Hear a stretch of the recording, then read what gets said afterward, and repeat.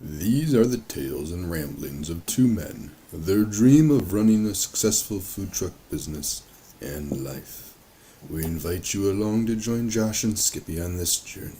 This is Monday Morning Food Truck.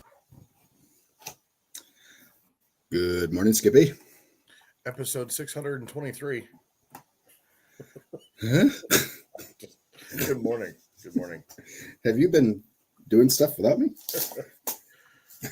The Skippy Chronicles? Yes. Most of the time it's all Josh all the time, so now it's all Skippy all the time. It's a nice change. Cheers. Cheers. Let's start with how was your weekend? I think everybody's super anxious to hear how your B and M experience went. My what? Your B and M. Oh, brick and mortar. There we go. Yeah. Okay. Had to figure out where you were going with that. Not bowel movement. Although I'm hoping everything's regular and coming out smoothly. So you can never know. So I prefer to keep it that way. So I cooked for what I thought was would be a good day. Would be a good day for the food truck on a roadside day. Okay, we're talking Friday or Saturday. We're talking Friday. Okay. It is very cool to see your menu up on a lighted board. Thought that was kind of neat. And we had a guy who sings music on acapella or acoustic, I should say. It was really, really good. And we opened at 4. Had one of my regulars come in at 4:02, and then didn't see anybody until 5. And then everybody showed up. We had a lot of seated orders, a lot of to-go orders. I think we ended up doing, I don't know. Well, probably should check it out. Yeah, I'm curious what the number is. Yeah, please hold. Should have been ready. Please fill time. I can't fill time. I don't know what to talk about. I'm at a loss. I'm jealous of your BM. You're not experience. jealous of. You're not jealous of it, are you? Really? A little bit. You can do it.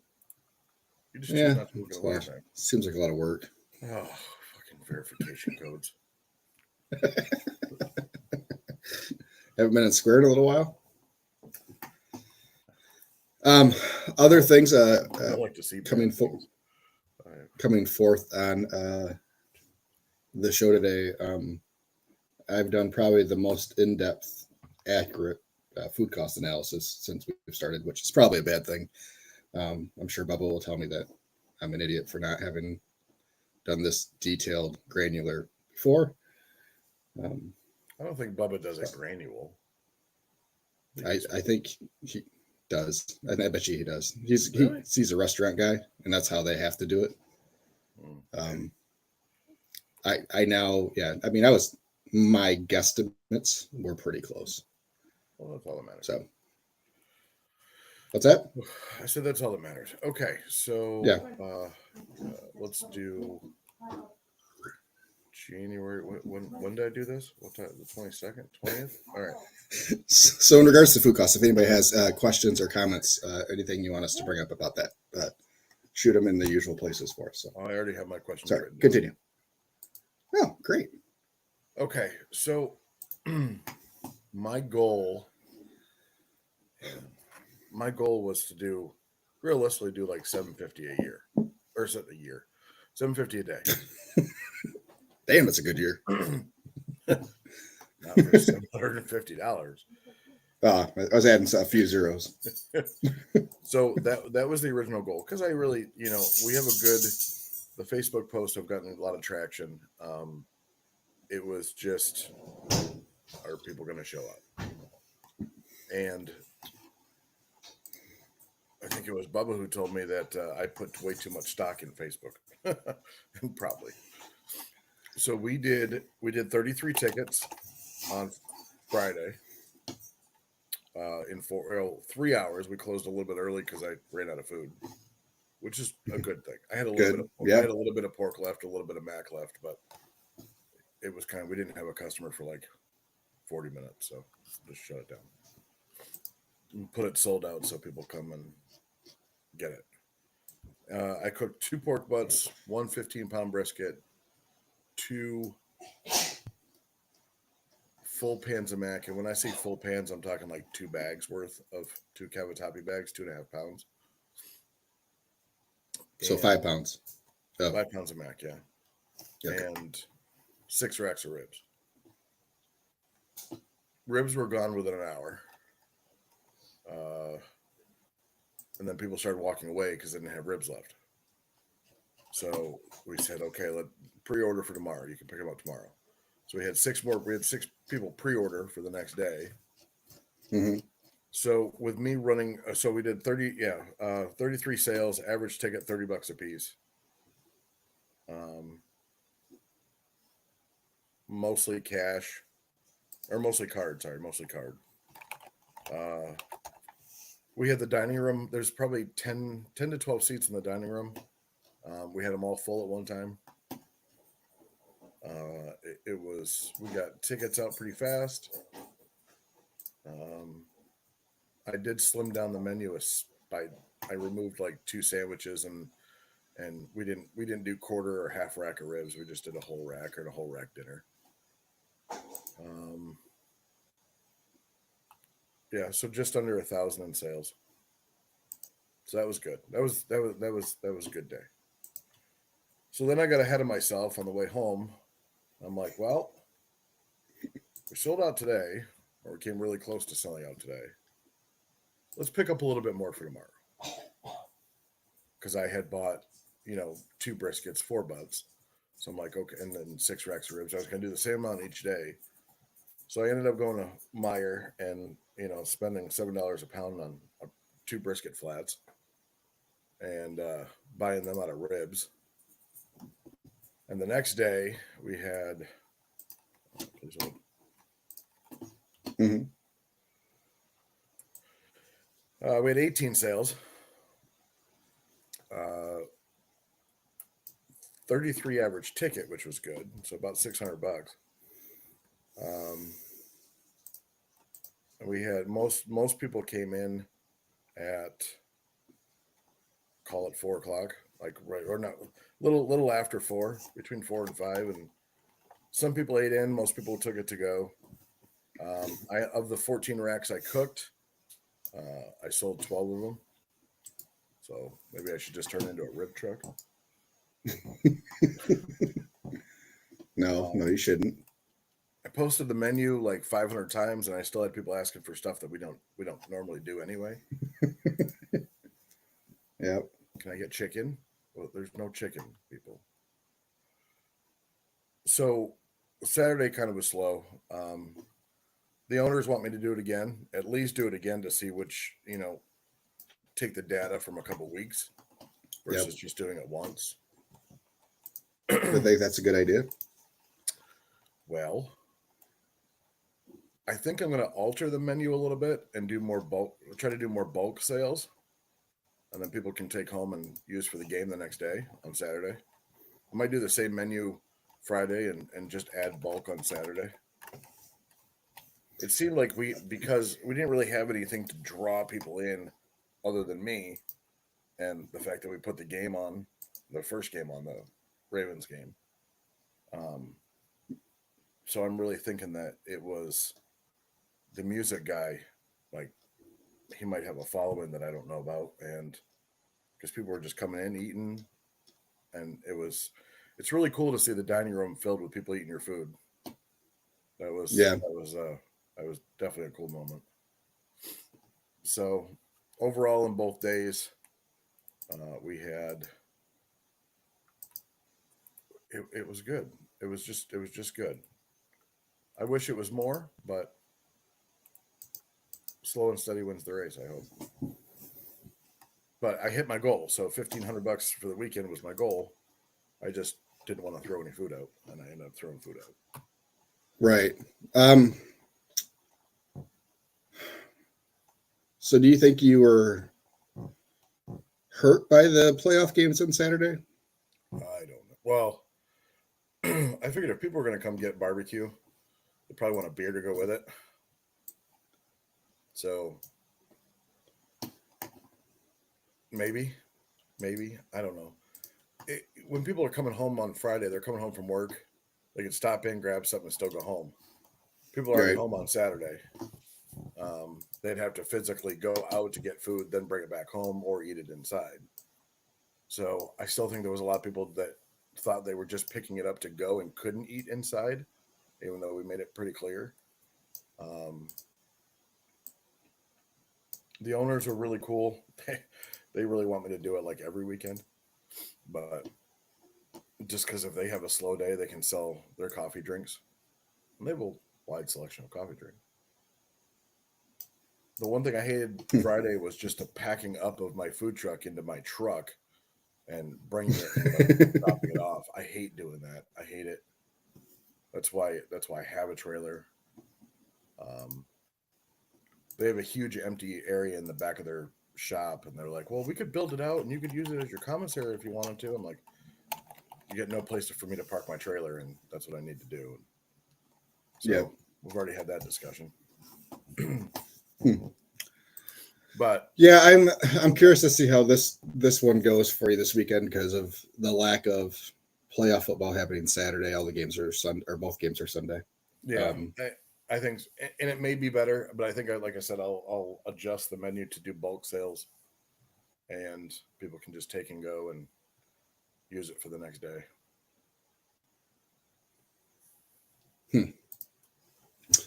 Interesting. Well, I'm glad it was, for the most part, successful. You probably made money. For the most part, I think I doubled what I spent. Yeah. You think? Ish.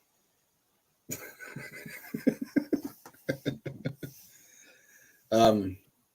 Doubling's not horrible. This all happened really, really fast, and I was more concerned about just getting food, making sure that I had what I needed.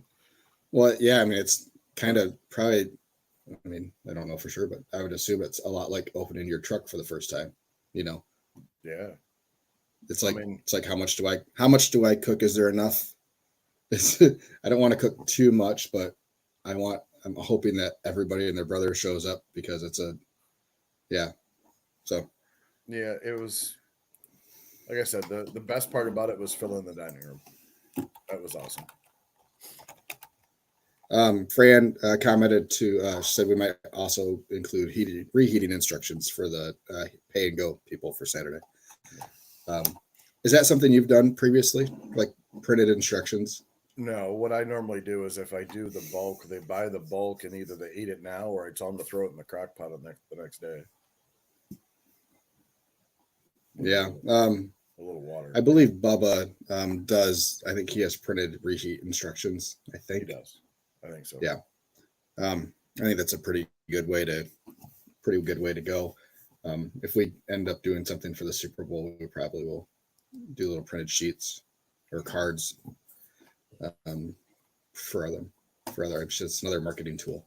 So yeah, I mean having a little reheat instructions with some contact information and your name on it, and especially if they're having a party. I mean that's just as good as having your cards out. Yeah, absolutely. Potentially. Speaking of marketing, squirrel moment real quick. Mm-hmm. So I commented on one of your posts, your Sweet Racks posts. The hats? Yeah, commented. I like the black one. I really like the black one's better. You like the other one? I like the green. I like the green a lot. I didn't figure everybody would like the green, but I like it. Once I did that, I happened to get a message from you. Yep. Is that the messaging thing that you were speaking of? Okay. So anytime anybody interacts with a post, they'll get that. That's cool. So it's automated. Yeah, it's automated. It works pretty good. I've gotten I got a no thanks reply to one of them. Like I was like, I don't know who gets them. You know, it's like I get notified when someone gets them, only if there's a reply. Yeah. So it's like, no thanks. All right. Could just ignore. kind of hurtful that you did a no thanks, but okay. Is what it is. Yeah, whatevs. Well, we currently don't have anybody watching on YouTube, but for those that do go over to YouTube to watch the stream, commenting on the live stream is now subscriber only, so you have to subscribe to the channel in order to comment live. Just an FYI. Which doesn't take I know time. occasionally. Just press a button. Nope. Then you get to know when we go live, your phone will ding, and yeah, we're Yep. good. You'll get the live notifications and any of the other clips that we post up there. Been trying to get some more content to the places for you guys, so it'll get easier as we get closer to the season. As we more cooking is involved and cleaning.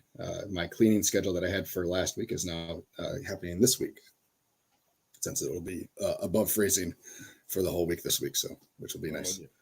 Absolutely. I had zero desire to be out of my trailer cleaning stuff in hands of soapy water last week. Mm-hmm. I think it was about 40 degrees in the trailer, which isn't horrible, but definitely not warm. And not a temperature I want to be in a coat with my hands in water and being wet. So all that gets moved to this week. So busy week. Yep. I do wish. Well, I'm glad you had a good weekend. I do wish that I could mute the game and listen to Dan Miller call the game. By the way, that was the other thing we talked about. Yeah, it is his. I haven't heard any of his clips from the game yet, and it's one of my favorite Monday things after the Lions games is when they'll start coming through. Yeah. Well, since you brought it up, happy Lions Victory Monday. Oh, Lions Victory Monday! Cheers! Cheers to them! Cheers! Heck yeah. More streaks being broken. It was a really good game and the least stressful game I've watched in a while. It never really felt like there was danger, really. And I think part of that's just Baker Mayfield and who they were playing. And listen, I didn't have confidence Baker could beat them on his own. So here's what I'm worried about next week. Okay, Brock Purdy's good quarterback, great quarterback even. We have a really crappy secondary. Cam Sutton needs to be thrown off a bridge. Mike Evans torched him like 3 times, and Mike Evans the previous game couldn't catch a cold. If you look throughout the season, the majority of the big plays have been on Cam Sutton. If he's not gone after the year, he won't be starting next year. Oh gosh. If we can somehow draft somebody, pick somebody up, I don't know, but I think Brock Purdy is a very strong beneficiary of the product there. For sure. That is a tremendous, tremendous supporting cast. I think he's a good quarterback. I really do. Yeah. He's not mobile though. He doesn't move well. And you saw Green Bay get after him. And I think that's how Green Bay stayed in the game. So I think that's your key. If you can get to him quick enough with some pressure, I think the Lions have a decent shot at the game. So it's only a 7-point game on the road, a 7-point spread right now. So when you take away home field, it's only Vegas is thinking it's a 4-point game. So, yeah, I think it's going to be a good game. The blue Kool-Aid and Tito's will be flowing heavily. And it's the night game too. It was 6:30, so it's not horrible. Hey, I'm just glad it's not 8 o'clock. 11 gets really late. Like I couldn't stay awake for the Packers game. I fell asleep before that was over. So he's got Deebo Samuel, Juwan Jennings, Chris Conley is their third guy, George Kittle. So let's say you put your star wide receiver Deebo Samuel on Cam Sutton or Cam Sutton on him. Yeah. I can only wish for something. I can only wish. Like I said, he just He's trash. I'm sorry. He's just You absolute. don't need to be sorry. Everybody knows it.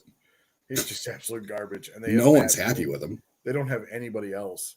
Like they No, have a 4-person depth chart on cornerbacks, and they got to start 2 of them. So I started. Yeah, for they're shits and back. giggles, I started looking at still who's out there for free agents. Logan Ryan, get Logan Ryan in here. So it was right at the trade deadline. The Lions fan base was furious that the Lions didn't make any big news, and they said they were kind of conceding the season and just kind of making it through. And I was among the group that was like, calm down, everybody. They know what they're doing. It's the same reason that they got rid of Hawkinson. They are very culture driven right now. And if the fit's not right, they're not going to go pick up a guy just because he's a star. If he doesn't fit into the culture of what they have there, they're not going to pick him up. Because that's more important. That's more important than a star coming in. Because a star can do more, the wrong fit can do more disruption than good. And I know you're a game away from the Super Bowl. I get it. But just remember, this is the roster that got him here. I completely understand. Fully understand that. So the game plan will be run the ball, run the ball, run the ball, run the ball. Keep San Francisco on the sideline as much as you can. And then it'll be all zone. I'll be shocked if they play man for 20% of the man coverage for 20% of the snaps. So it'll be a zone, and hopefully they can bring some pressure. But this whole offseason is going to be defense focused, almost guaranteed. They got no one with big contracts that they have to worry about on the offense for free agent wise. They have a window right now for the next couple of years where they have cheap talent. They might have some retirees though up on the line. No. Ragnow? I think he's got another year. He's healthy. He's, for the most part, pretty healthy. Does he think he has another year? I mean, you just saw Jason Kelce retire. Keep in mind, Jason Kelce won a championship and then stayed around to try to win another one. Yeah, those two guys. So Ragnow and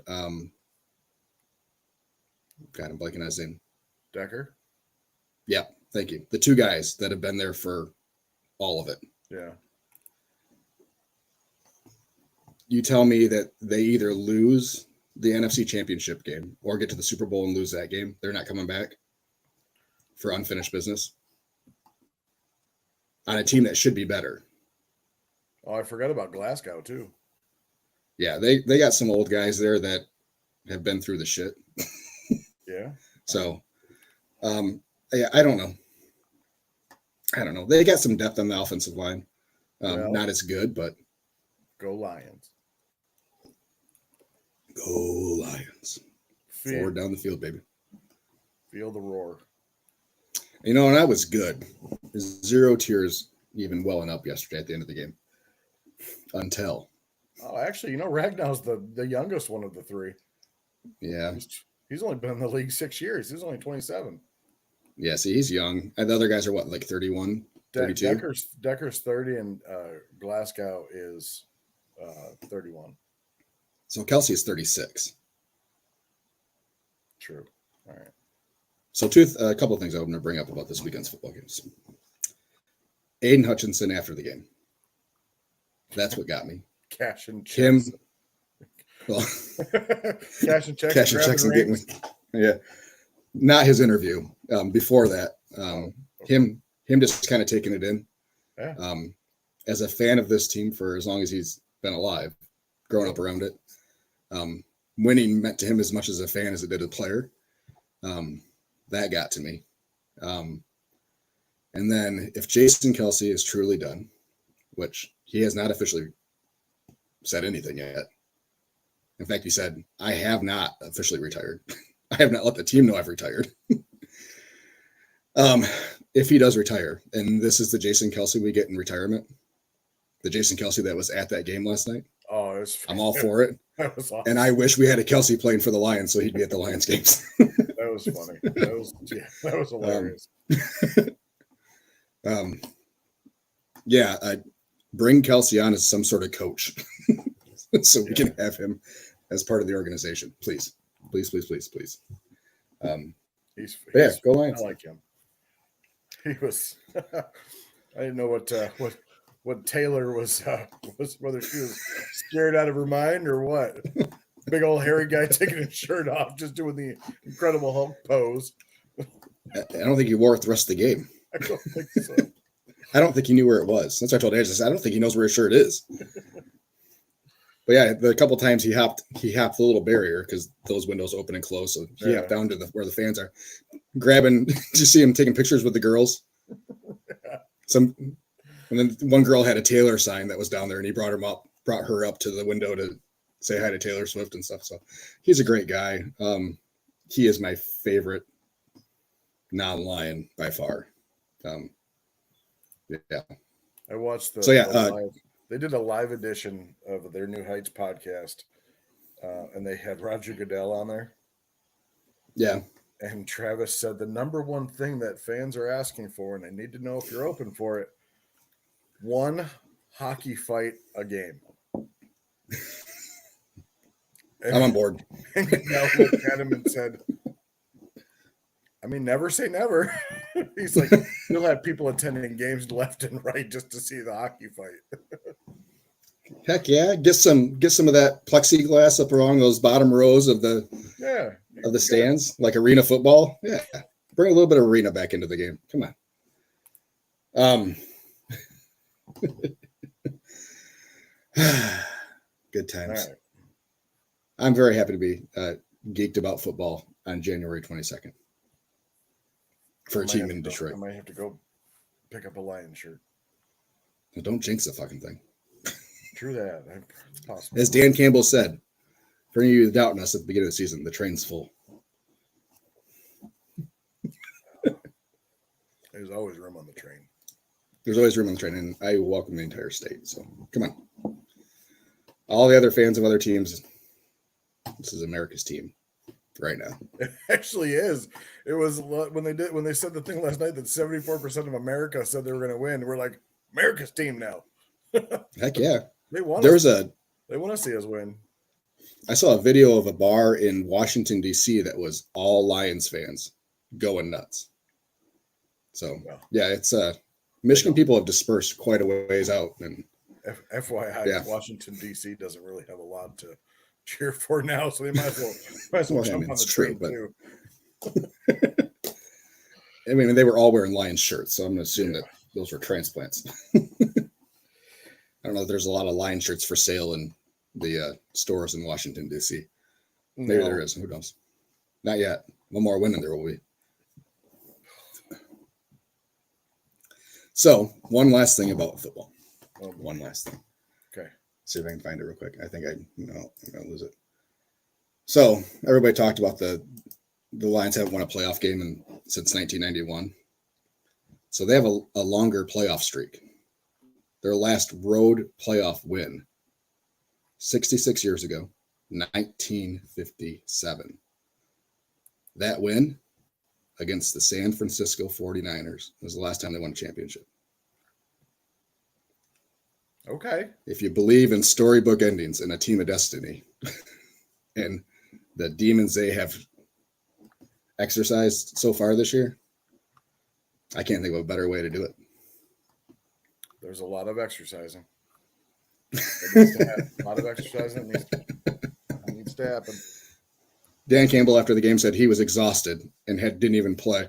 It's like, same dude. This is how we all feel every game. Oh, absolutely. Mentally exhaustion. The guy already has no voice. He sounds like he smokes, 4 packs a day. And after a game, he's got really no voice, and he's got to power through it. His voice reminds me of Izzo. Yeah. How just over the years it just kept getting worse and worse and worse from him screaming all the time. Yeah, he'll be on mute here pretty soon. And then they'll have to fire him because, it won't have the same meaning when he has to write everything down. Yeah. He has to hold up a piece of paper. Here's what I'm saying. Yeah. Lots of exclamation points. I mean, you can get fired up just by listening to the guy having his post-game speeches and rah, rah, rah moments. And I'm really happy for the guy who's had season tickets for like 120 years, and he's finally seeing what he paid to see, because he was been there since the last championship they won, and he might be able to see one more in his lifetime. I think he's 90 something years old. Poor guy. Yep. They should bring him on the field. They should have some. Come on, you put Jeff Daniels on the field. You can put that 97-year-old fella who's had season tickets. So first of all, and that's okay. Then he brought up the New Heights podcast. If you haven't listened to it, do it. Start from the beginning. Great podcast. Those two are awesome. And then the Jeff Daniels and Manning breaking the curse for the Lions a year and a half ago is pretty remarkable. Do you know about that? No. All right. Can we do this? Can I do this? Is it allowed? Are we going to get shut down? Hold on. Let me see if I can do it. I'll play it for everybody.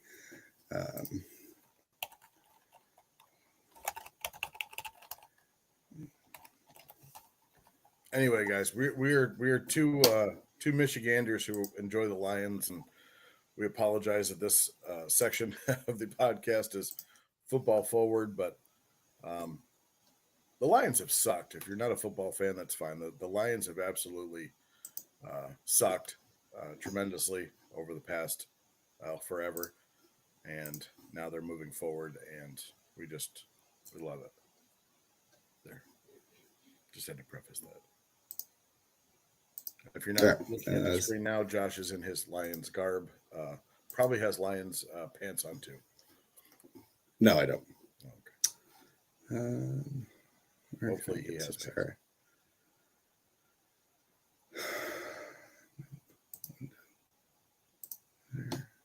Sure. You can see that, Skippy? Yep. All right. Oops, I can't do it on that. Here, I'm trying to click on that to manipulate. I can't see your mouse. All right, and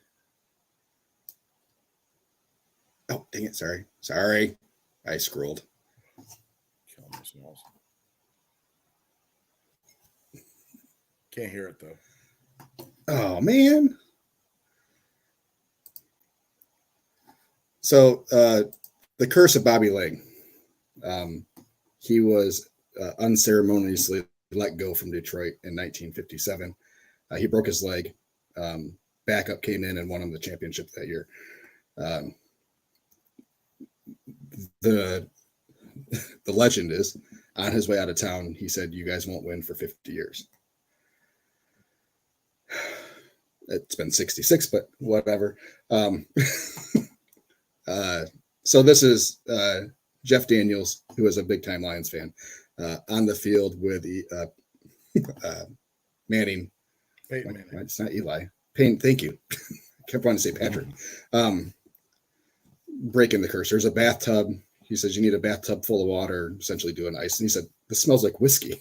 He's like, it's stronger this way. This is the way Bobby Lang would have wanted it. Since then, the Lions are like 27-6. It was midway through the season last year, right before they released Hawkinson, when they started 1-6 that year, and then they did this, and everything just kind of turned. So thank you, boys, for doing that. Appreciate it. So yeah, it was nice to see both of them on the field. I don't know if the Lions invited Manning there. I know he was at the Bills game the night before too, so he seems to be getting himself around. But in other football lore, Matt Stafford went to the same high school as Bobby Lang, and was drafted 51 years after Bobby Lang was traded. Like, they grew up on the same street. It was eerie. Matt Stafford coming to the Lions. So everybody thought that was, this is it. We've done it. We've come full circle. And lo and behold, much like Star Wars, he is the one that brought balance to the Lions. Not in the way we thought it would happen, but it happened nonetheless. Thank you to Matthew Stafford because of his trade. There. And I'm all done now. Go Lions. Yeah. Go Lions. Forward down the field.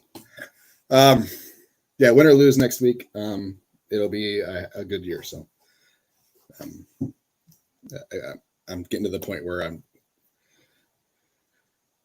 going to be really sad if they lose. Like I'm now to the point where I'm expecting them to win. So Fine. The wall has been knocked down. I'm all in. Just go for it. No longer guarded. They're going to break my heart. No, they're not. Keep the faith. You know. Keep the faith. I'm optimistic. All right. Anyways, you guys didn't come here for football talk. You'd listen to a different podcast if you wanted that. So, Joshua now has the floor because he has done a very granular detail into his food cost. And please keep in mind that some of us make fun of Josh for his portion sizes. So this will definitely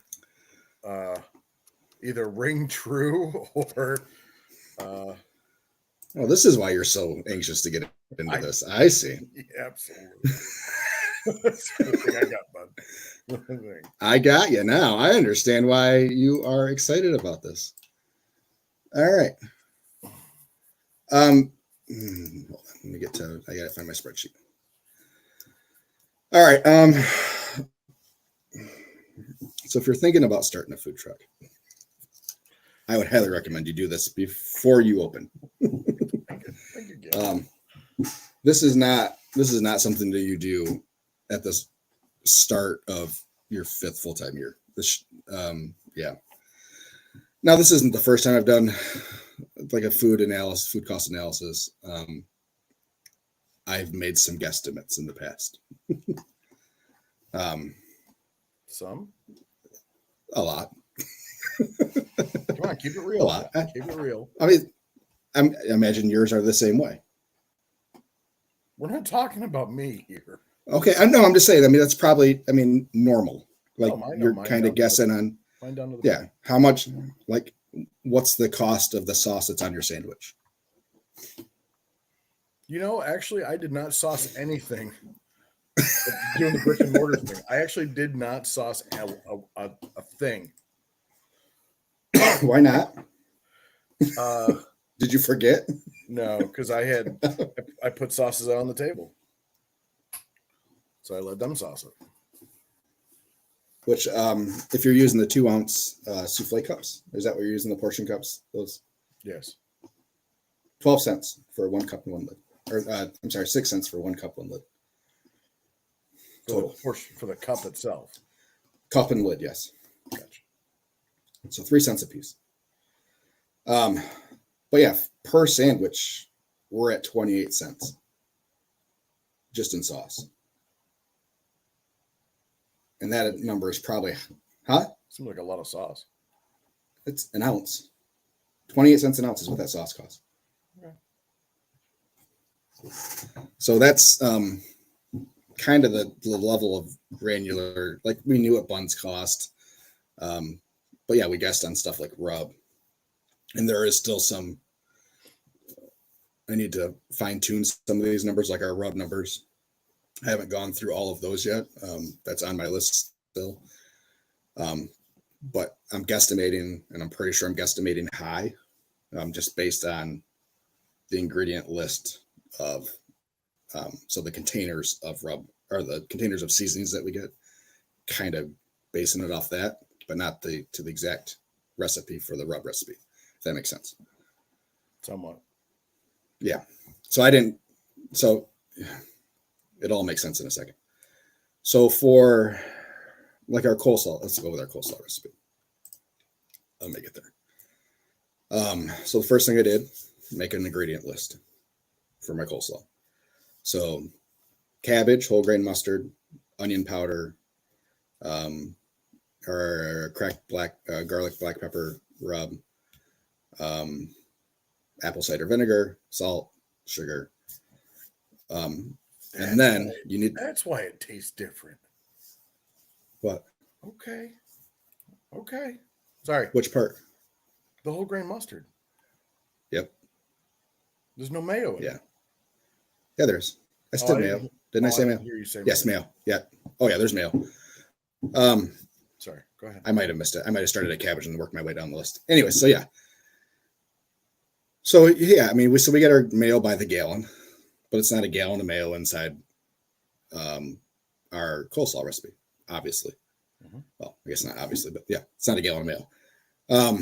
So we're at about 5 cups or 16 cups in a gallon. So now you got to figure out what's the cost per cup of mayo, which for mayo, easy peasy.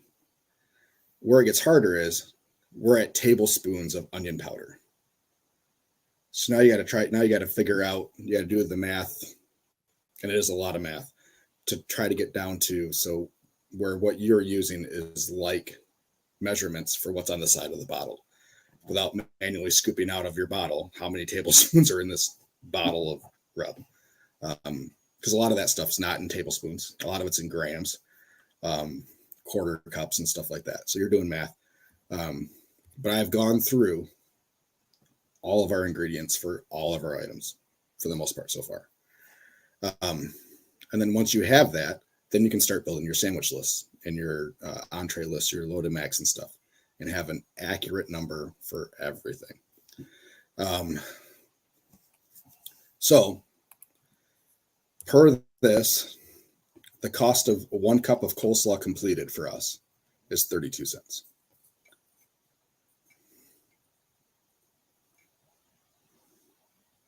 Which is cheaper than I thought it was going to be.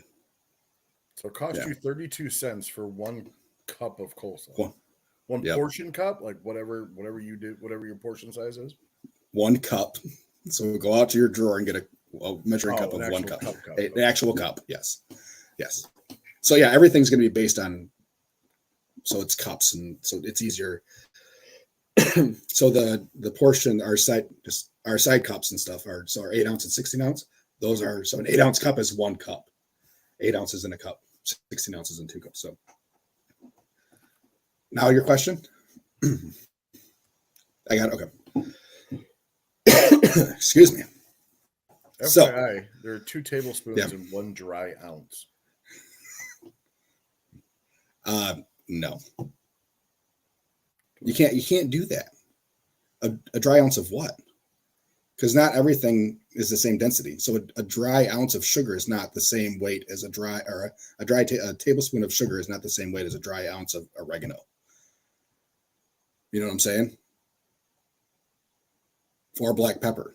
A tablespoon of black pepper weighs way more than a tablespoon of oregano. Seeing what the interwebs say. I know. But that's not inaccurate. You can't do that. You know? What weighs more, a pallet of rocks or a pallet of feathers? They're both a pallet, but the density of the item matters. So, keep going. Yes, that's been a very long process. But yeah, we even went down to so cheese sauce. We know what our cheese sauce for our dorachos cost. And again, once we get to where we're food costing out our dorachos, I'm not sure exactly how much a ladle holds in our dorachos. I know that we use 2 ladles for our dorachos. I'm not sure exactly the measurement on that. I haven't gotten that far yet. And that one's an easy one. It's, just get a ladle and fill up a liquid measuring cup to figure out where it hits. So, but I just haven't gotten there yet. Didn't the ladle have a specific measurement on it? I don't think so. If there is, I don't see it marked. It's not. Yeah. Okay. So it's just like a soup ladle. Mm-hmm. You know what it is. So for half a cup of that, it's 34 cents, blah, blah, blah. So the part that I know Skippy is super excited to get to. Once we start plugging in some of that stuff, man, I don't want to ever do meat by the pound. And we knew you lose money. We're not losing money. No, I'm talking about you're losing out on. How about you're losing out on money? Well, yeah. which we knew that on days that we are heavy meat by the pound, that our sales just don't match up. So on days we sell out, because at certain times we do take meat by the pound off for certain events, those days selling the same amount of food, sales are way higher, probably 20% higher in some instances, depending on the sandwiches we sell. So typically industry standard, you want to be somewhere between like 27 and 34% for food cost. Why is there such a variance? Because it depends on what you're selling. So the more expensive your beginning product, the higher your food cost allotment is to be. So for us, barbecue, where our cost for beginning product is higher, that industry standards for food cost is a little bit higher. Why? Because it's a whole lot easier to charge 4 times the cost of a hot dog than it is 4 times the cost of a brisket. Because the market, just what the market will bear, and the market won't bear, for the most part, $40 pounds of brisket, $50 pounds of brisket, for the most part. Would you agree, Skippy? Do you think you could sell a pound of brisket for $45? Yeah. No, I just done the math the other day when it was, $5 a pound. You lose 50%. That's £10. That's $10 a pound cooked. Times 3 is $30 a pound.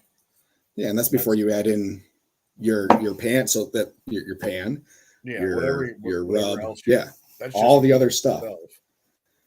Yep. So, my prices for raw product. I just went off GFS meat prices for right now. For the most part, ribs, I went off based off what we were paying last year. I can't access prices on Costco meats for whatever reason online. I don't know. I'll be there today, so I'll be able to check out things. But so I went based off of what an average package of ribs cost us last year. Excuse me. Here, let me share this real quick. So everyone, if you're on, you can see.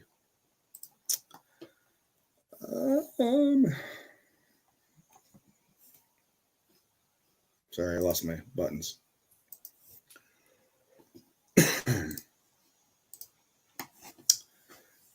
All right, so you can see that. So let's start down here. So we have our raw price, our average weight of a brisket. And again, that's just based off what GFS has for average unit per case. Average cost of a brisket is about $60, $2 worth of rub, $1.76 for a full pan, bringing our total to $63.26. Using the general math of we lose half on cooking and trimming, gets us to a 7-pound brisket, which equals $9.04 per cooked pound, $2.26 for a cooked quarter pound, which is what we use on a sandwich, roughly. So to send a pound of brisket out of the window with a styrofoam container, 2 sauces, so sauce cups, total for $9.96 out the window, 1 pound of brisket. So if we come back up here to the top, our total cost of $9.96, we charge $27. So it shows that we make $17.04, which is a 36.88% food cost, which is clearly past that window, which isn't even the worst of it. Ribs, which we knew we were about 50-50, right there at 49%. The big surprise for me was chicken wings at 45%. So, and right now, so this is all based on current prices.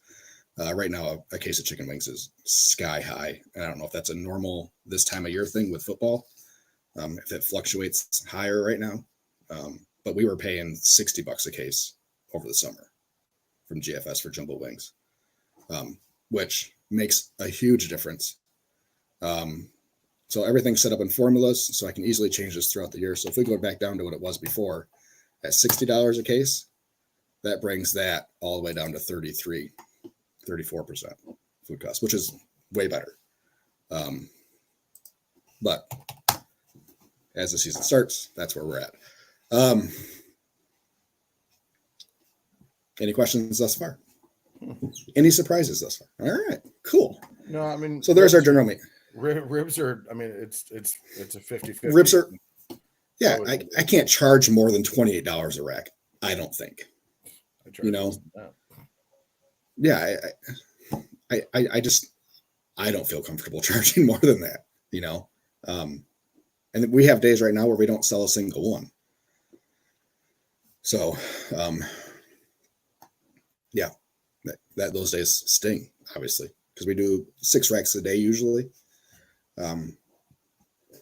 Yeah, so losing out on that cost is rough. So once I had this, and again figured out the cost per quarter pound. I mean, if you look at pork's our star here at 23%. At 69 cents a cooked quarter pound is what it costs us. $3.69 for a pound out the window. So now if we go from there, you don't have foil on here. Oh, a sheet of foil. 2 sheets for ribs when you wrap them. 2. Oh, I wrap in 2 always. No, we single wrap. Anyway, it is. I think I increased one of the other amounts because I didn't have a good idea yet of that cost. Okay. At the moment. I think or a lid. So yeah, definitely. I would never do lids because it's so much more expensive than a roll of foil. I would guess our foil. Yeah, good eye. Our foil cost, I imagine, is pretty. And again, I'm guessing pretty small. I would put it probably somewhere in that 5 to 6 cents a half pan, maybe. But again, it's something I gotta work through and figure out what that cost is. Yeah. But good catch, Skippy. So once we have that, let's go over to. Let me check out this one. So my Mac ingredient list. Everybody, go ahead and screenshot it. How we do ours, and I had always guessed it was $50 for a batch of mac and cheese for us. I was pretty damn close at $50.64. Man, I tell you, getting down to what 3/4 of a cup of flour costs. There's not the best pictures on websites of the nutritional fact list. Yeah. The servings for a container and stuff. Luckily, I had a bag of flour in my pantry still. So total weight is 44 pounds, and that is an actual average. So last fall, I had actually gone through and weighed, I think, 3 days worth of pans of mac to come up with an average weight per pan, which is about 5.5. So that's how I got that number to then get all the rest of the numbers. So our cost per pound is $1.15. And then, yeah, a 8-ounce and 16-ounce containers are small and large sides, which are by volume, 8-ounce and 16-ounce, actually hold true to the half pound for an 8-ounce container and a full pound in a 16-ounce container, oddly enough, for a mac and cheese, on average. So that all kind of worked out well. But yeah, for a small side, I mean, we're in great numbers across the board there. Fantastic numbers across the board there. So for loaded, now we get to our loaded section. As you can see, our loaded max are right where they need to be, if not better. Now we get to Durachos, and that's a whole different story. That one surprised me a little bit. We're still within that range, but I didn't expect it to be that much higher than it was. And this is with a price increase of 50 cents on the Durachos. So all right, go back to your. So when you're loaded, you're saying it's $1.15 for how much mac and cheese you put in there? A pound, yeah. Yep. Interesting. Yep. So it's a pound of mac and cheese going into the container. on average. Yeah. The diced red onions, and how did you get sliced jalapeno cost? it's not that hard. I mean, Again, some estimating is happening. The price of a jalapeno on average, and then it's about a quarter of a jalapeno per loaded mag. So again, these two numbers are these two numbers are probably higher than what they actually are, but probably by not much. So obviously, all red onions are different sizes. So what I'll have to do is figure out the weight of whatever the amount of onions that goes on and the amount of jalapenos that goes on a loaded mag, and then transfer that. Yeah. So if anything, I would guess these numbers go down a little bit here, which helps these numbers out. But yeah. So are you surprised, Skippy, that those numbers are as good as they are based on our previous conversations? I mean, based off of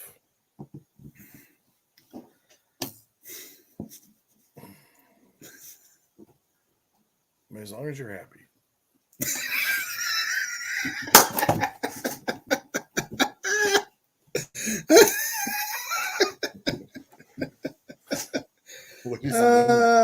Josh is having a seizure.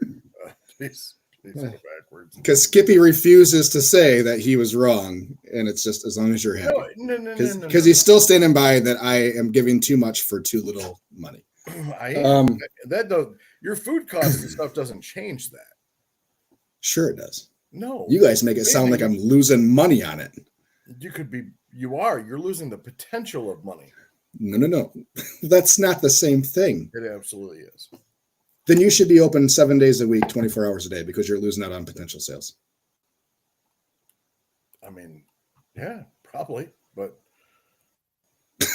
for the days that I'm open, see, here's the thing is I've weighed out my loaded mac and it's about a pound in a little container. So it's all about perceived value. If I give you a little container that's heavy as shit versus a big container that's heavy, I still think my value is better. You do realize that we're only like a quarter pound heavier than you, right? I get it. But I'm still making more than you.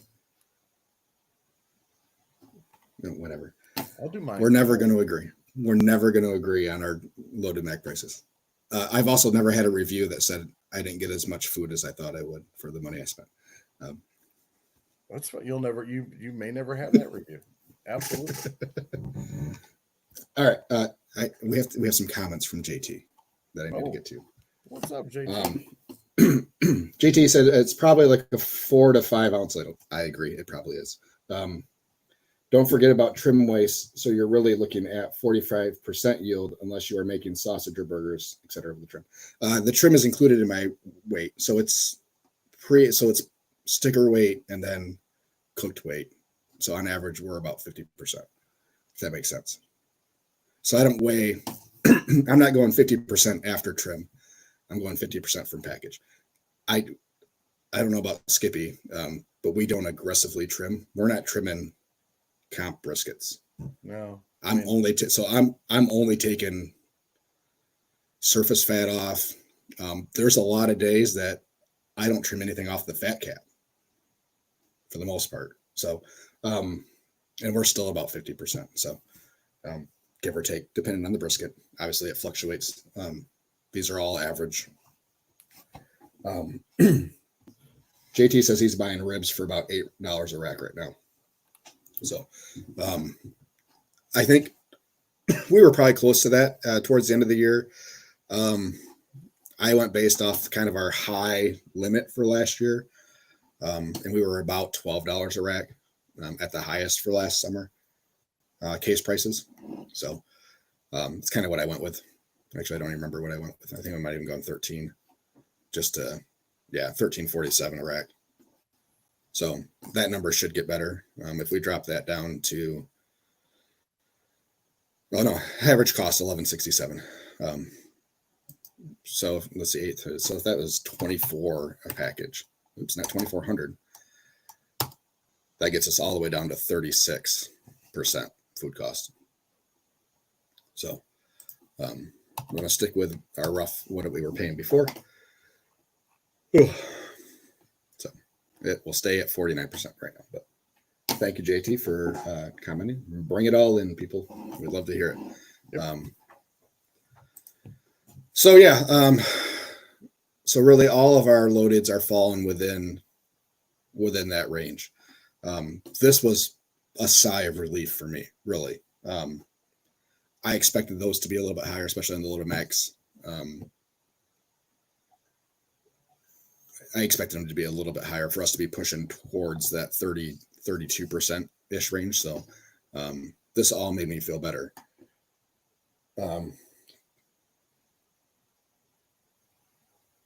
And JT told me to tell you to share the banana pudding recipe with me. I will. Thank you, JT. He was going to sit on that one for a while. Yep.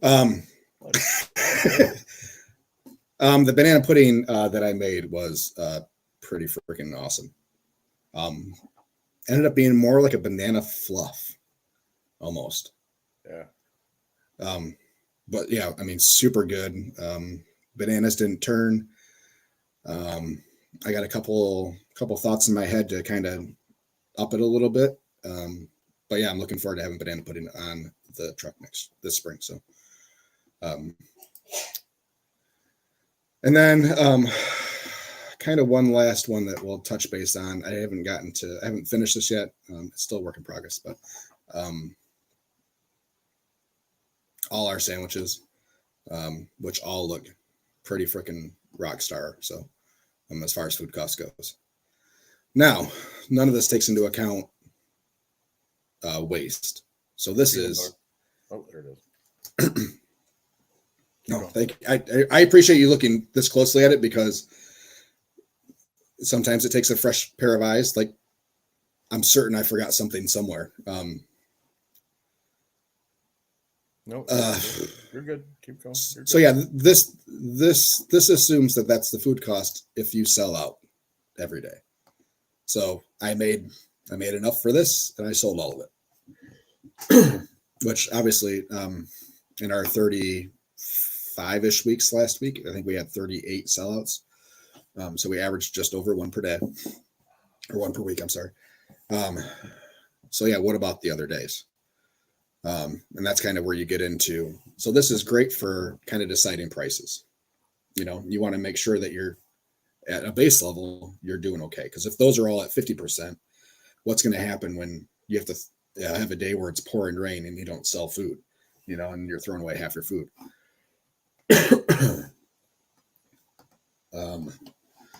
So which comes into the next section of my spreadsheet, and something that I have never done in the 5 years so far, and that's weekly inventory. And it's going to suck, and I'm not going to like doing it. But this is the only way to get a true food cost for the week. So the beginning inventories, you can see it's only one block. That's because that is the value, your purchase value of your inventory. So for us, we'll go in once a week. We'll count everything, determine what the, how much dollar amount of pickles we have or whatever in our inventory. And then whatever we purchased throughout that week, the dollar amount of the same inventory gives us our total inventory. And then whatever our food sales is, and then you do the math, and that'll give you your true food cost percentage for the week. That's going to be terrifying the first couple of times. So that'll be our true mark. But that's controllable, isn't it? Yes. Yeah. So, because the biggest part will be waste in here. That'll be the biggest fluctuation here is slow days. If we're selling out 4 days out of the 6, this is going to take care of itself pretty easy. And I know the first couple of weeks are probably going to be a little out of whack because we're going to be heavy. We're restocking everything, Inventory amounts right now are pretty low. for some stuff naturally, because we're not buying stuff the last week unless we absolutely need it, type of thing. You know, can we scrape by on the pickles we have? Let's not buy another case just to have them sit in storage, type of thing. So, so I have to go out. That'll be another thing for this week, is to kind of go out and get that beginning inventory for our pre-week 1 inventory. Let's kind of see where we're sitting. So, and then trying to figure out, what our cost per whatever is out there, which I have a pretty good start on a lot of that stuff. So, I'm looking forward to it. Again, it's another admin task that I need to do on the weekly basis, but hopefully with the staff that we have, I can fit that in on a consistent basis. So, not something I was super great at, getting the admin stuff done this year on a regular basis. So, good. Well, now I am when I'm not doing anything else. It's that making sure it's done in June when we're doing a $60,000 a month type of thing, you know? Yeah. And when I get a half day that I'm not on the truck to sit down and do this versus take a nap. So, Fran says, good decisions are made with good data, and you're exactly right. That's exactly what we're going for, is more data. I'm going to share in our chat boxes. I have a link about calculating food costs, and it actually came off of another POS provider, Lightspeed. But a pretty decent little article on. Oops, that's not what I wanted. Pretty good little article on food cost and calculating said data. So I will post it in our comments everywhere, and then I'll put it on our Facebook page too later. So yeah, there's that. I wish, so I started playing around with the inventory feature on Square a little bit. It is not what I thought it was going to be. I did the inventory feature the first time this weekend for ribs, to make sure I didn't oversell them. I don't know how to. I think it's impossible. I thought it was going to be more of a true inventory, like a full inventory type feature, but yeah. JT asked if I was just using Excel to calculate. Yeah, pretty much. So I'm a Google user, so it's Google Sheets. I'm not paying Microsoft more than I have to. But yeah, it's just all in Google Sheets. JT, if you want a copy of what I have for you to play with, if you can try to make sense of what I have, I'd be happy to share it with you. Or if you want to give me another week or two to kind of iron out the formulas and stuff, make it more sensical, I can do that too and get to you later. But yeah, spreadsheets are a great tool with calculations and stuff. It makes things pretty easy with some pretty basic functions. You can do a lot from even sheet to sheet. It's not that hard, and Google is your friend. So love me some Google. Yep. I'm definitely not deep into tables and stuff on these spreadsheets. That is beyond my thought process. So enough functions for me to get the data that I need and to manipulate said data if I need to. And not manipulate like cook the books and manipulate, but change prices and stuff. So absolutely cooking the books. Anyway. All right, so that's where I have so far, Skippy. I'm gonna mute real quick and blow my nose. Oh, please do. Wrong button. Very, very, very in-depth. Great. I didn't think it was even.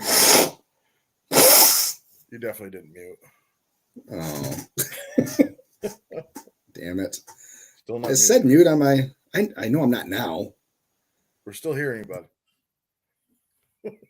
Now you're muted. Or yeah, very granular. I love it. I can't wait to start. I'll do that with mine. That was good. Your loaded mac wasn't. It's definitely not as profitable as it could be, but like I said, as long as you're happy.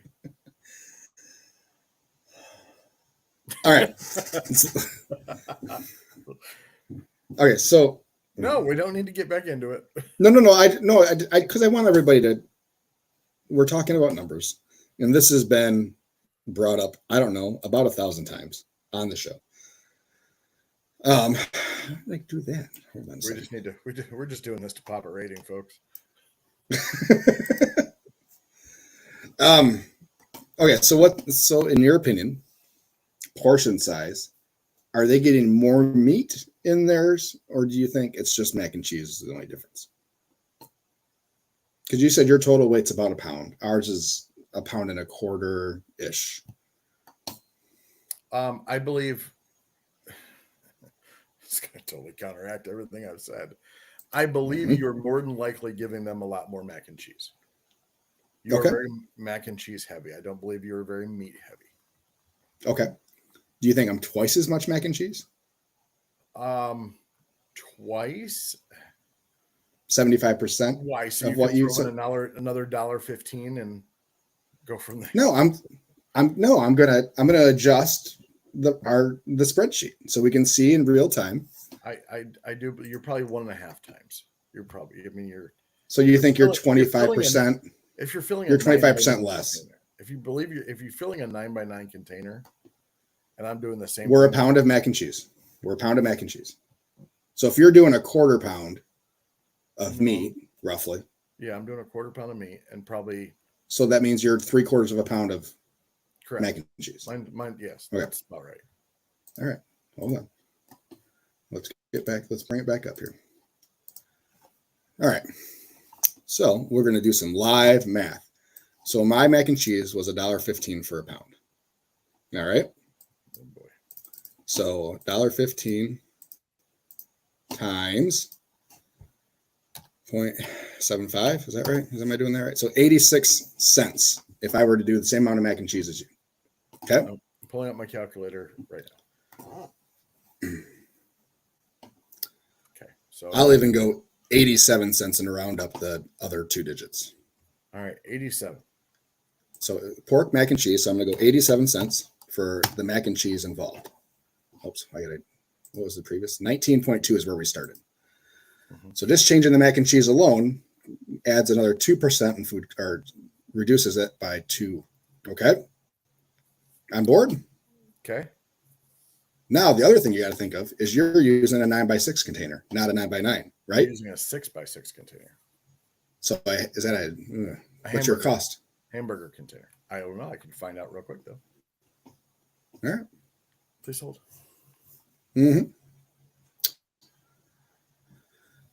So to recap, we started at a 19.2% food cost. Another comment. I don't know if CK is listening. I don't know if he's trying to get us to move on or is tired of this argument. But he says, or she, I'd say the customers are happy, and that's what matters. I agree, but I'm stubborn. I'm telling you, that's 100% accurate. I will. We're all about. The cost of a container is 8 cents. Wow. All right. So 8 cents is really. I fully expected it to be more, because the 6x9 hoagie containers are twice as much as the 9x9. Well, here's the thing: is you can buy the 6x9 hoagie containers, or you can actually buy a 9x6 or a 6x9 container. So they both sell the same. Yeah. No, it's like one's cheaper. Let's put it that way. Right. Yes. So yeah, it's the straight 6x9 container. It doesn't say hoagie on it, the ones that I priced, but they're still twice as much because it's a specialty container. Yeah. So factoring in. So you're at 16.83. So we've dropped it to about 2.5% on food costs. So, which means with your version, you're at an $11.23 profit. That's charging what I charge still, because you're charging about the same, right? It's 12 and 14. So $12 for pork. Yeah. Okay. $12. You seeing this? Seeing the number? 0.3% is what you're better than me. Not better. No, that it's better. 0.3% better food costs. The lower the number, the better it is. That's 0.3. So you're making $9.73 a pork loaded mac. Well, actually, I'm making more because I don't put like the onions and jalapenos on it. Jesus Christ. Just saying. You want? Yes. Just saying. Yeah. So, anyways, there we go. I appreciate that. That's good. That's good to see. So there it is. We will put that to bed. Bottom line, everybody's making money. Until I do and roughly the same amount of money per loaded mac. However, we are selling a ton more than you are. So.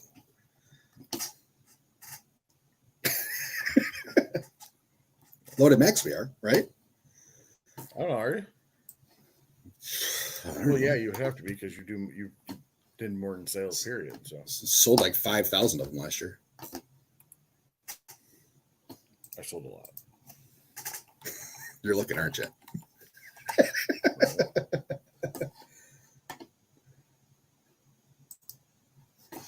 I don't know. My sales for this year are looking pretty paltry. So far, you're beating me. Good job, Skippy. I mean, I try my best.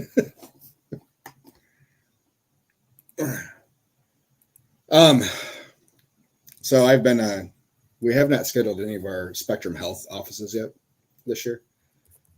Pretty good mainstay in our rotation. We just had a pretty good jump in our YouTube listeners at the moment, and our Riverside. I'm sorry, everybody, if you thought we started at 9. I made a mistake and I changed it. Hopefully, you saw it earlier. However, you can go back and listen to it. Yep, absolutely. Especially on YouTube, you can probably rewind right to the beginning right now. So, are you using 9x9 containers for what? Loaded bags? Yeah. Yeah. Okay. Thank you. Yep. You're welcome. Thank you. What math are you doing over there? Nothing. I feel like I'm walking into an ambush. Oh, yes. Well, you are walking into an ambush. While I was perusing and getting prices on some of our disposable items, souffle cups, our 2-ounce souffle cups. Mm-hmm. We found GFS has a compostable souffle cup now. That is the exact same price. Yep. Really? Same price? Yeah, same price, which is awesome. And we would love to go to more compostable stuff. The majority of it is 3 times more expensive than everything else, which is the only thing keeping us from doing it. As you can see, we're pretty tight on our food cost numbers. All right. So what did you find out how many you sold last year? No, but I do have a question. Oh, God damn it. When you go to, all right, you're getting your 9x9s from Gordon's. Yeah. And are you buying them by a case, I assume? Oh yeah, always. So I assume you get a little bit of a discount because there's like what, 2 in a case or something. It's 12 cents a container. Yeah. Oh, okay. By the case.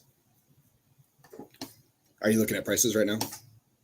Yeah, it's if you buy it by itself, by the bag, it's 75. It's like 16 cents.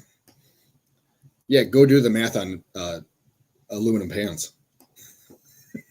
I don't buy any aluminum pans from Gordon at all. It is absolutely absurd. The single pan to case pan price. Yeah, it's like It half is price. ridiculous. It's no less than that. So there's been days where they didn't have any cases out and I desperately needed full pans or whatever. And it's like three short of a case on the shelf. And I just tell them, yep, there's 50 of them there because they won't count them. They just take my word for it, whatever I say. So like I bump up the number to a full case because it saves me $60. I don't know. Why can't I find anything? Oh well. All day. There's that. Filter by. Oh, there we go. We're talking about loaded Mac.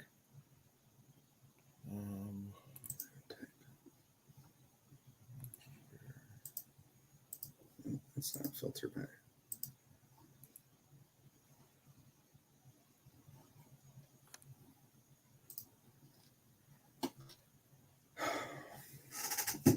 Is it Control F? Loaded.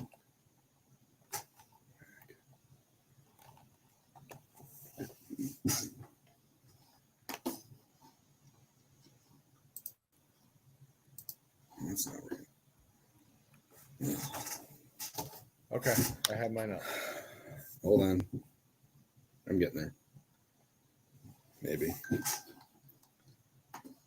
I really got to clean up my item list. Yeah, I do too.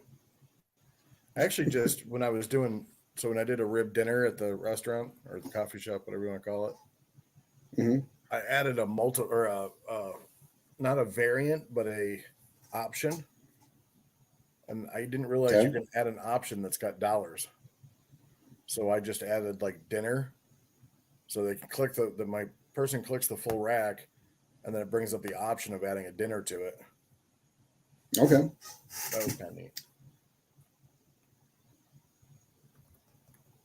I'm almost there. Sorry.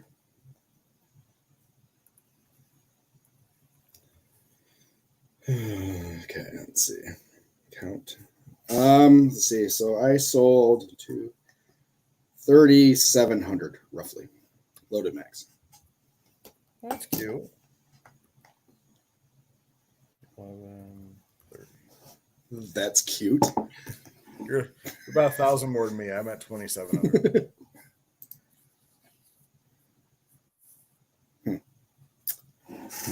Look at those are both solid numbers. Good job, Skippy. Do you want the spreadsheet? What I have right Sure. now? Yeah. Is that helpful for you? Okay. I'll throw something in it. All right. And I imagine some of our numbers are probably going to be pretty similar, at least on some of the ingredient lists and stuff. So, yeah, if you have any questions, Skippy, about items that I used, just let me know. So, yeah. Yeah, that's all I had for the day. Next week, we're going to try to have our year-end numbers for you guys. So our total profit-ish numbers and hopefully I'll have that. I don't know that I'll have mine ready, but I'm going to try. I did get my Square 1099 today or Saturday. Yeah. Mm-hmm. That's good. Awesome. It's good. It's good. Is it? It's about what I thought it was going to be. Yeah. I haven't even looked at it. I don't know if I got mine yet or not. Square definitely got some dollars for me though. $5,400 last year in fees. Yeah. Yeah, we need to have an episode. Sorry, we're just spitballing, people. I apologize. We got 5 minutes left. Have an episode on Square or on fees on Isaac had, or I don't think it was Isaac. It was somebody had asked sent us a message about. I read it completely wrong, and you answered it. I think the way he or she wanted to have it done, but passing Square fees on to customers. Yep. I know there are a bunch of trucks around my area that will give. They'll say that if you want to pay a card, it's a 3% convenience fee or something of that nature. To me, I'm glad that as a customer, that runs me off. That runs me off. But yeah, I think that's you can have a discount for a cash price now, maybe, but I Yep, mean, and that's what I said. I Everything should be built in. If you want to charge extra for people running credit cards, or if you want to pass that fee along, then you need to build it into your standard menu price. yeah, And then if you want, like I said, like I told, I think it was Isaac, um, if you want to then do a discount for those paying cash, that's much better received and probably a better mental incentive for people to pay cash than to be, oh, I'm going to get penalized for using my credit card versus I'm getting a discount for using cash. I'm getting, yeah. Um, it's all about the psychology of what you're doing and how you present something to customers. So I'm glad you brought that up. I completely forgot about it. um, also, I should have talked about this earlier. So we had our first meeting with what we call our Jackson Area Food Truck Association. Um, quickly, it's an association that for we have 26 food trucks in Jackson County, which Jackson County doesn't have more than probably 20,000 people in it. Um, it's very similar to probably your Grand Rapids Food Truck Association or whatever it's called, but Mm-hmm. we're not charging anything to be in yet. But we invited our downtown development authority director to our meeting because they run our food truck events downtown, and we lack of better words, but I think it works. We blew her wig. Um, she was bombarded with requests and things that we hated as a with a bunch of food trucks together. So I think she got way more than she bargained for. I definitely appreciate her being there and kind of letting us know what she wants to do. The problem when you have we are all about local trucks. We believe local trucks spend local money, and she's from Lansing, which is about an hour north. So she's coming down here. We told her we asked for those food truck events that we didn't have out of town food trucks. When only type of cuisine you can't get within our group is like an Asian style cuisine. Um, and of the 12 that she wants to use, she wants 4 to be out of towners. And it's like, we kept asking her why. And she gave us the political answer of because of variety. Like, but we have the variety. I mean, there's 4 barbecue trucks in our town, and there's one has a brick and mortar, the other ones are, I guess, true barbecue, if that's what you call it. Um, but yeah, it was very interesting. So if anybody has set up something like this in their town, um, I'd love to hear about it. I'd love to get some more ideas, or I can share with you what ideas we've gone through. It was very eye opening to have an organizer there and to see what they wanted from us versus just them sending an email, hey, we're going to charge you $75 to come down and sell food. So Yeah, I'm going to reach out. I'll reach out to our guy here. yeah, I know that our application window just closed for Food Truck Fridays, and he's supposed to get dates out in the next week. So I'm imagining he's pretty busy right now. But I'll see if he's willing to come on. He can push the Grand Rapids Food Truck Association a little bit, and then I mean probably help guide you guys too. Um, why it started and how it's going and things he's learned, which I imagine is a bountiful well, to give you an idea, amount. so we had Tiki Sam on the podcast late last year, and he has a pizza friend in Syracuse, New York, or Rochester, no, Syracuse, and they charge $400 a year to be a part of this food truck association. Yep. But they also have 90 events throughout New York or upstate New York for people to Mm-hmm. go to, and they coordinate and everything like that. And they have rules, bylaws, everything that has to go into setting it up. So Yeah, ours is pretty similar. You don't have to be a member to be a part of the events. Members get preferred placement. Yes.